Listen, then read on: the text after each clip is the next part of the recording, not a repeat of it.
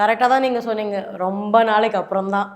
அது ஏன்னா ரொம்ப ஃப்ராங்காக நான் சொல்லணுன்னா, கோவிட் டைம் அண்ட் என் கல்யாணம் எல்லாமே ஒரே டைமில் நடந்தது 2021. என்னவோ தெரியல, இந்த நடுவில் ஒரு கேப்பில் நிறைய சின்ன சின்ன ரூமர்ஸ்லாம் ஸ்ப்ரெட் பண்ண ஆரம்பிச்சிட்டாங்க. நான் வந்துட்டு தமிழ் சினிமா விட்டுட்டேன், நான் தெலுங்கில் தான் ஃபோக்கஸ் பண்ணுறேன்.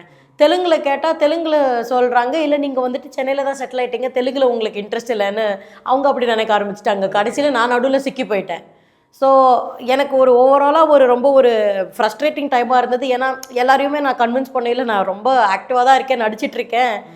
என் ஹஸ்பண்ட் பயங்கர சப்போர்ட்டிவ் தான், அதெல்லாம் ஒன்றும் கிடையாதுன்னு என் பேரை நான் கொஞ்சம் காப்பாற்றிட்டு இருக்கும்போது எனக்கு வேர்டிக் டீம்லேருந்து ஒரு கால் வந்தது.